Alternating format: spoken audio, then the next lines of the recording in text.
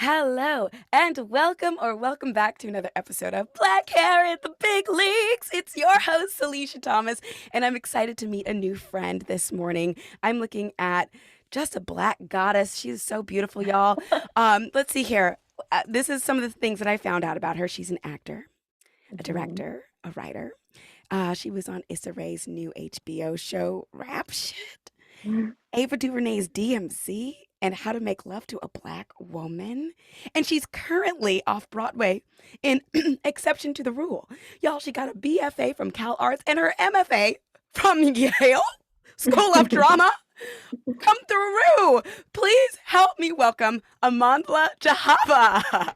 Hi. Hi. What a lovely welcome. Thank you. Oh, welcome. I'm like, you're such a badass. Where on earth do you hail from? Where are you from? Oh my gosh, so many places. I'm first generation Kenyan-American. So that's the OG, and I moved a lot when I was a kid. So a little bit of the States, a little bit of Canada, a little bit of South Africa, just an amalgamation of places. Do you go back to Africa a lot? I do. Well, I try to go at least every 2 years. I go back to Kenya a lot. Yeah. And then you also mentioned South Africa. Yeah, because that's where, so my name Amandla was actually, it means power in Zulu. And during apartheid, they would shout out Amandla Wetu, which means power to the people. Yeah. How dare you give me chills? It's so early in the morning and you're giving me goosebumps. That's what your name means? I know. Yeah, it's crazy. And I have a twin brother who is named Mandela. So the two of us my parents were just not fucking around. They were like, these two will have powerful names. These, our children will have powerful names and they will be powerful as well. That is so awesome. And I've never been to the motherland, but I do want to go. And I'm like, where do I even start? I'd like to go on a honeymoon there, but I'm like, where do I go? I don't know. Honestly, I'm clearly biased. So I always tell people to go to Kenya first. Okay. For a honeymoon, go to Lamu, Kenya. It's one of the most beautiful places in the world. But also, if you just want to ease yourself into the continent, I would go to South Africa. Like Joburg, Cape Town, those places are always a good time. Got it. Okay. I'm literally going to a place called Cape Cod, not Cape Town. Okay, don't be confused. But that's awesome. I absolutely love that, and I'm like, let's go. Like, why is it taking me so long to go? Because I don't even know.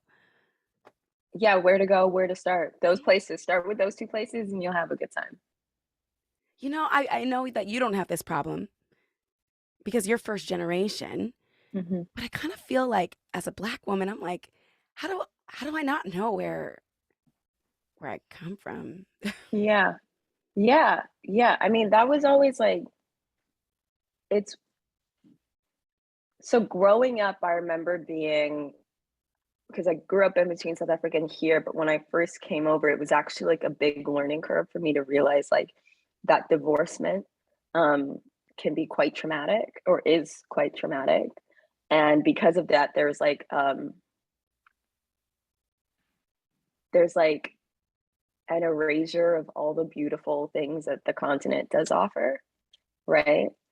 And it was the ways that I would identify with my Black American friends was like, for a long time, we couldn't go back because my parents just didn't have the visas to go back and enter. So for like 10, 15 years, I remember I grew up in Iowa. I just remember being like, Iowa. I know, because there's a huge populations of Kenyans in Iowa. What? I know, it's insane. It's Iowa and New Hampshire. Those are like the two places. I would have never guessed that. Right? So growing up there, I just remember feeling divorced from my own culture because all I had was like stuff at home. But it was weird not to see like my family and my life being reflected in the cinema I saw, or like at school, or what have you. Right. Yeah. So those are like the aspects of like that divorcement that I do understand.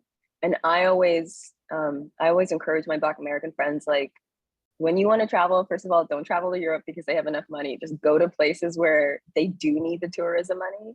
And what will be so exciting when you go back is to actually see like the lineage of like culture and food and like how it's like that we still share a deep bond, right? Even though there are so much has separated us, there's like so much that we still Wow. yeah. See, perspective. I never even thought of that. Don't go to Europe. They don't need the tourism. They don't. Mm-mm. Wow. Okay, can I ask you something that is totally political? And I was not expecting to ask you this, but I really want to know what you think about this. Okay, so, and it's okay. I don't care. Like, you can feel any kind of way about this. How do you feel about when people call Elon Musk African American? Oh, is he? Is he? I think he's Did they call him that? I think he's from South Africa. Oh, because he is. I mean, I don't know. So what is your opinion on that? Because somebody asked me and I was like, wait, what? How do I feel? How do you? I know that. I mean, it's so. Talk to. I don't know if he's Afrikaans. You have to talk to a white African, because I clearly know that white Africans exist. I'm not enough in the conversation to like have a perspective on it. I don't think he's African American. I think being African American is a very specific thing. Yes, but I mean, if you're from, like, could it be debated if you're from? Like, I met this white man in the library when I was in California, and he's born and raised in Africa, and I was like, wait, does that make you African American? And he was like, yeah,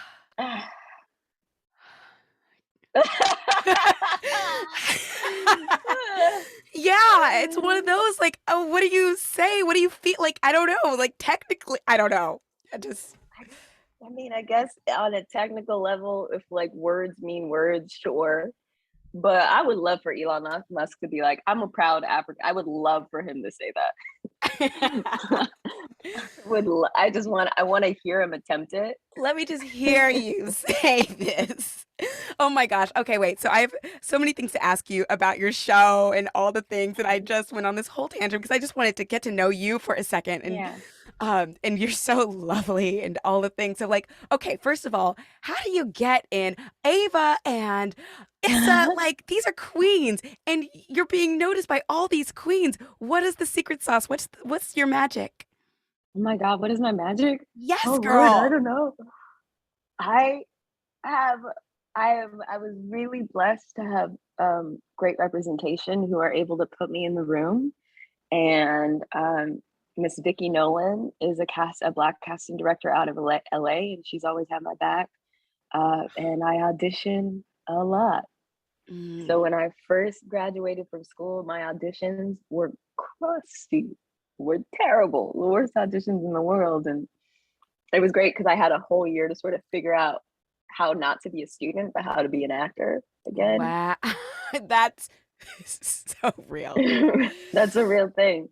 So after that year of just like gestating, Ava show came out of nowhere, and Issa show came this summer, and both of them are really amazing,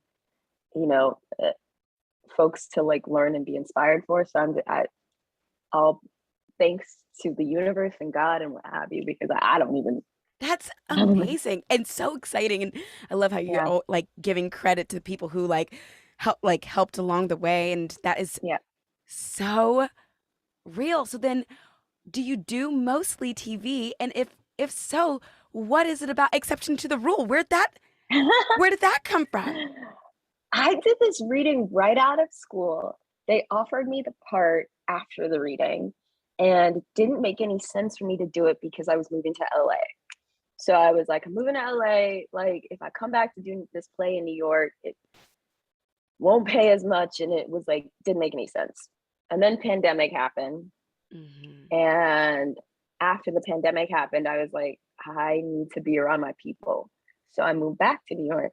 Wow. And when I moved back to New York, again, speaking of represent, I have a great agent who called me out of the blue, and she was like, "Hey, they just put this part up, and like, you haven't said anything about it, but I asked them if they were interested in you doing it again, and like, you don't have to say yes or no." And it was like a no-brainer for me. Like, I was like, of course. I Whoa. had had such a good time in the room doing it, and I've never done a professional play in my life, so I was like, What? why not?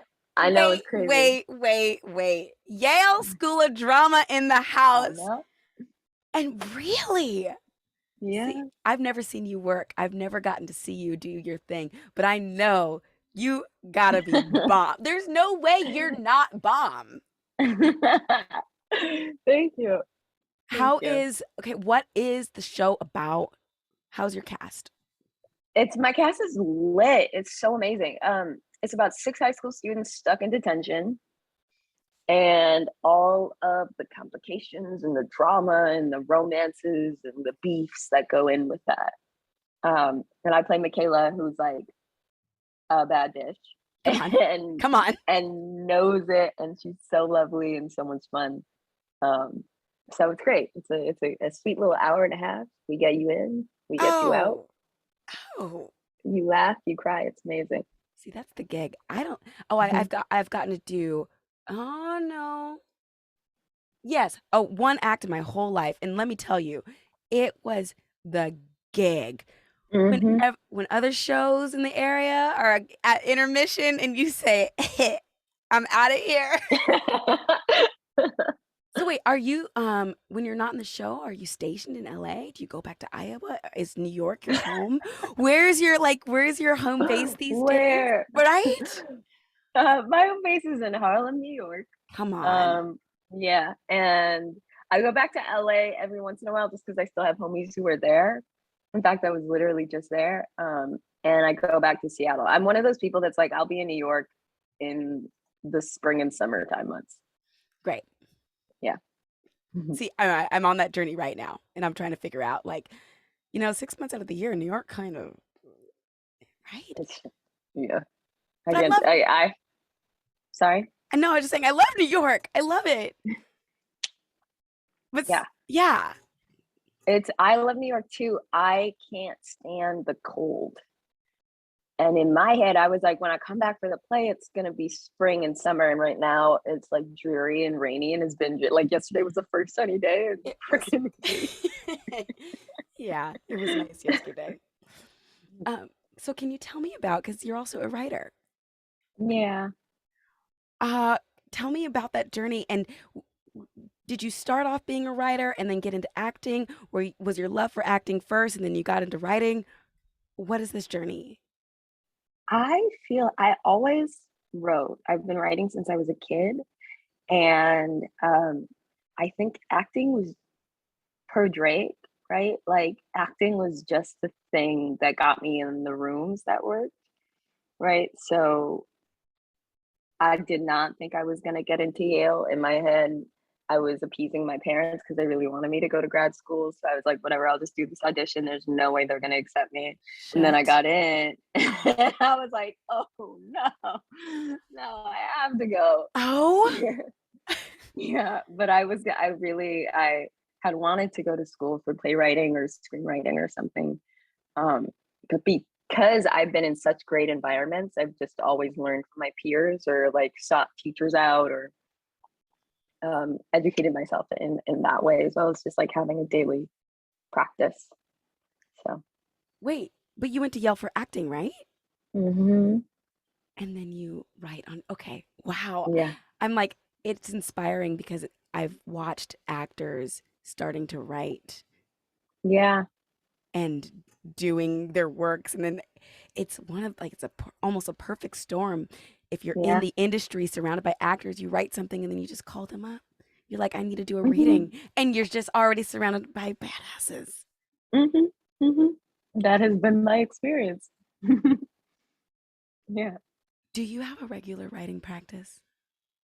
I do. I do. I try to, well, it's weird. I'll write one of my friends told me he does this. I write in my head a lot. So sometimes I'll like sit down and like journal and what have you, but I'm actually like this is so weird. I constantly like try to obviously think about it so that when I do come to the page, I can just sort of like go Blah. blah.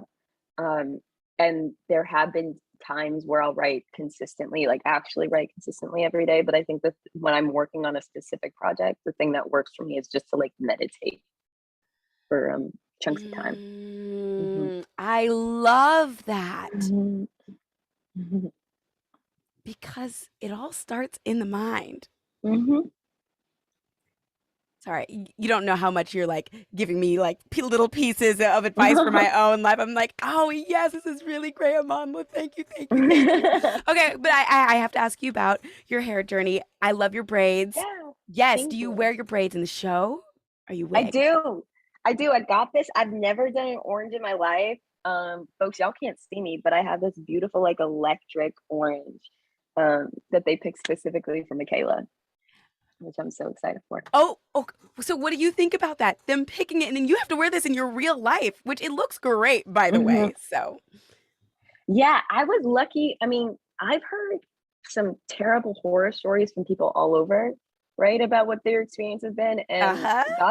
God is truly with me because I always on all of my projects, I've always worked with folks who take my opinion into consideration. So Mm. with this color, they were more nervous for me because they were like, "Come on, like you still have to do self tapes, you still have to audition. Like, are you sure you want an orange?" And I just Whoa. felt deeply. I was like, one, I can make this work in my life, and two, I just felt deeply like this is this is like her spirit, and um, even though it might read differently for the next 4 months, it's gonna read differently for the next 4 months, See, right? that's the confidence that, Mhm. yeah. Have you always had this confidence and also, hold on as I try to form what I'm trying to say. Um,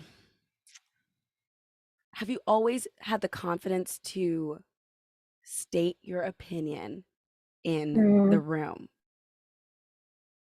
about hair? I mean, I'm asking about hair, but it could be anything. Like when you're in a professional setting and if you've got strong feelings about something, have you always felt comfortable and confident to be like, actually, no? Or, Yeah, yeah. No, I don't think it's been always. I've always had great feelings around everything. So it's been like a metamorphosis of like, how is the best way for me to execute and still be a good collaborator, right? When I was younger in like high school and stuff, I would bottle everything up and not talk about it. And then when I got to college, because of all that bottling, I was very reactive and very like, no, this is not right, blah, blah, blah. And then at that point, like mm, people would find it difficult to collaborate with me because it was my way or the highway.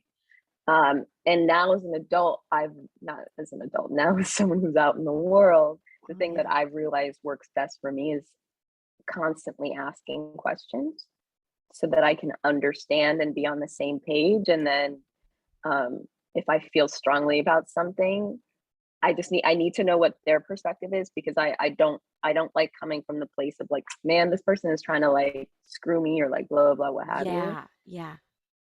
Um, That's and great. thankfully, an exception to the rule, everyone's been really. One of my classmates the other day was like, "I'm gonna stay asking questions, always asking questions," because I'll be Asking. like, She stay asking questions.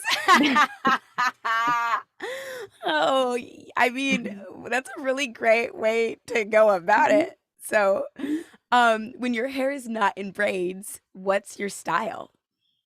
"Oh my gosh, it's everything! It's everything in the world." Um, so every 2 years, I shave all my hair off. No, you don't. Every 2 to 3 years, my hair will Shit.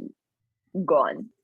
What? And every 2 years, it's I like at first I thought it was I didn't realize that I was doing it every 2 years until this last time. I was like, oh, I this is like a routine thing for me. I shave it off, it grows back. Um, I get impatient because it's growing so slowly, and then as soon as it starts growing, I do like braids and um, different like crochet styles, and I love a I've crochet style. right, Yeah. and uh, I guess the norm for me my whole life is I've never relaxed my hair. ever. Nice. It's always been natural. And my Really? mother, mhm. Yeah, my mom was really, really stringent when I was a kid about like, I don't even think she was doing it as a political act. I think she just didn't want to deal with me like crying about relaxer. But she was really stringent about me not doing anything like invasive to my head. Um, and then I just took that into my adult because it didn't make sense to me, all the links folks would go to. Um, and now I just have fun with it. It's like an expression of who I am. I feel like you're from a different planet in the freaking best way because do you know how rare what you just said is? Mhm. It is very rare, it seems like how did you wear your hair as a kid? My As a kid, it was cornrows or oh my god. Do you remember it was a crochet, but it was like the spirally, curly hair that people would like. That Yes, was but my like I didn't little know that was a bob. thing. You could do that as a kid? I didn't know Yeah. that. Yeah, I did that. I did braids whenever my sister would feel like braiding my hair. I had a weave once and hated it, so I never did it again. Um, and I think, oh, and I would shave my head. Once I got into high school, I would just shave it all off.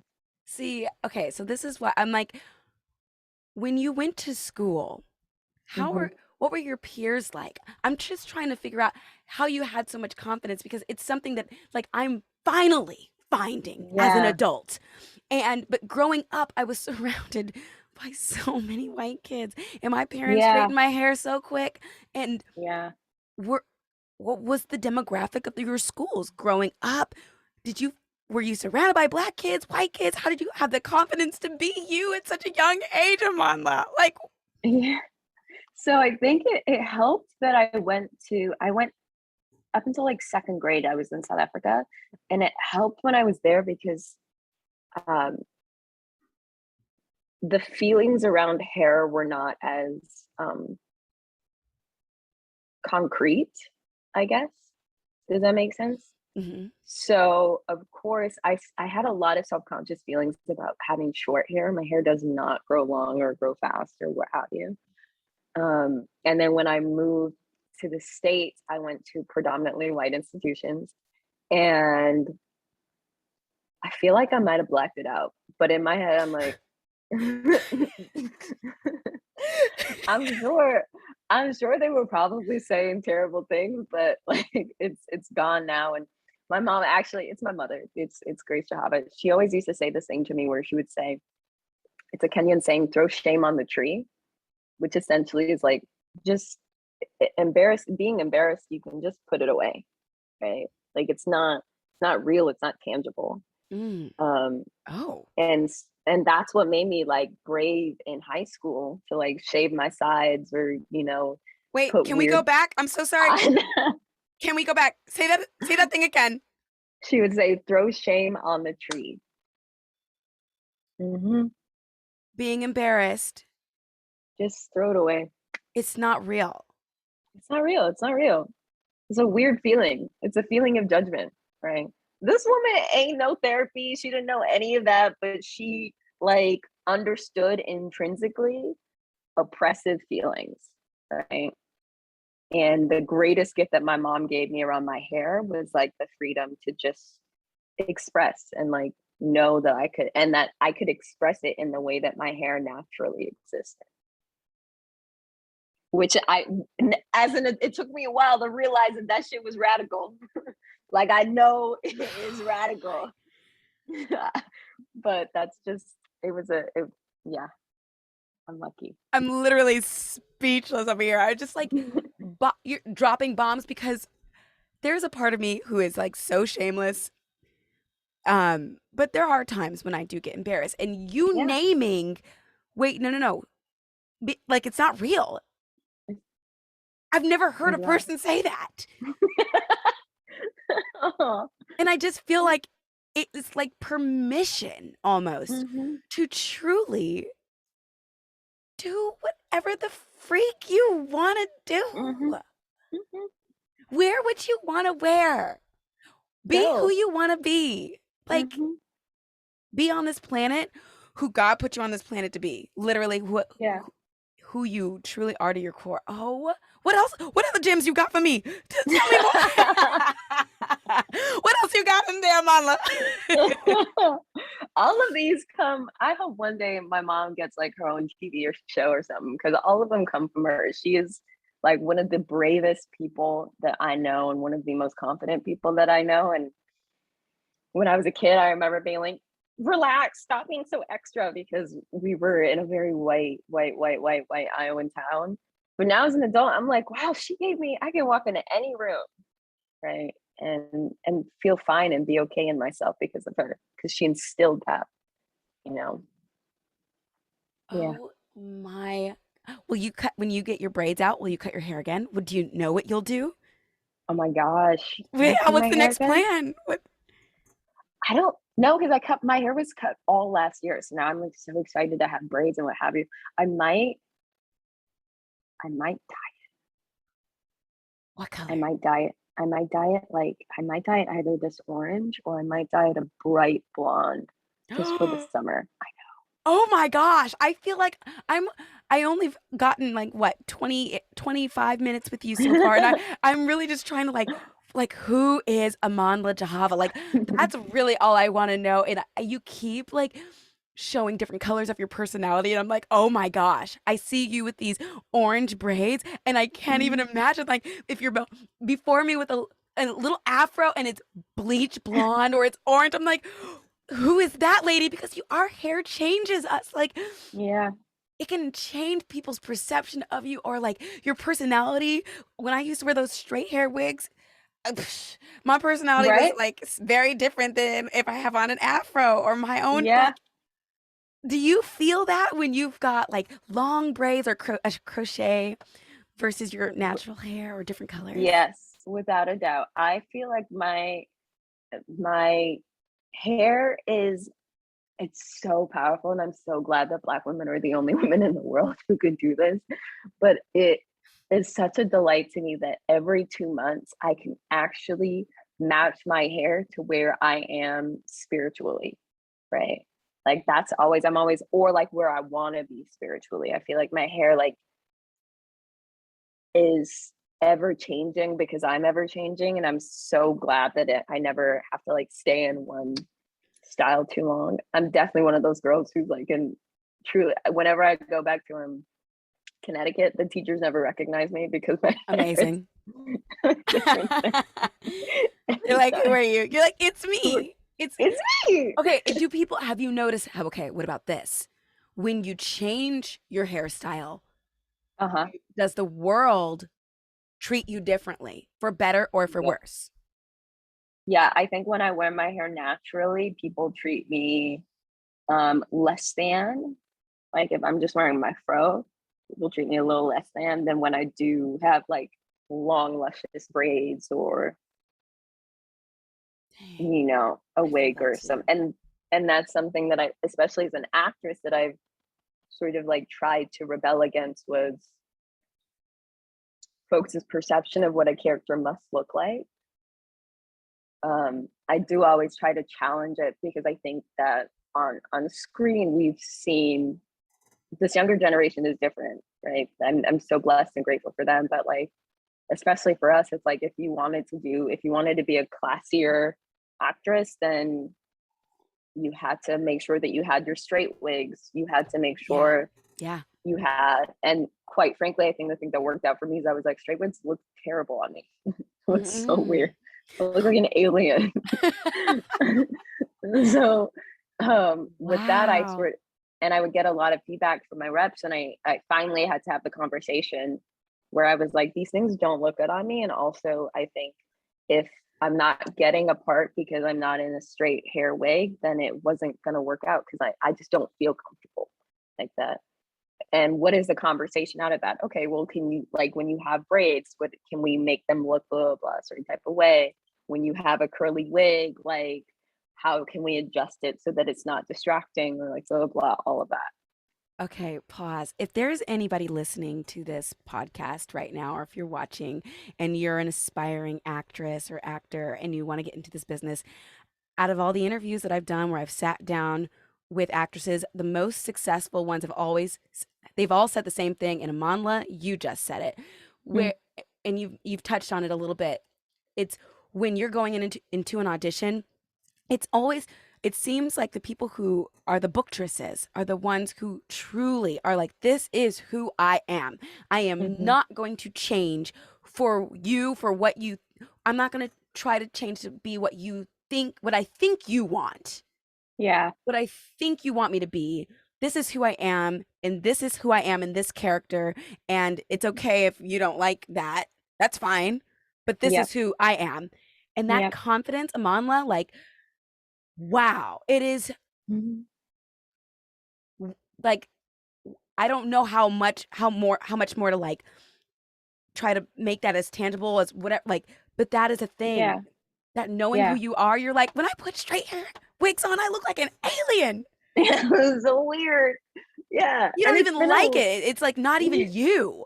it's not me. It feels fake and strange. And that's a learned process, right? Like I'm almost 30 years old. So I'm sure when I was 19, I'd probably be like, there's so many terrible headshots of me in horrible wigs.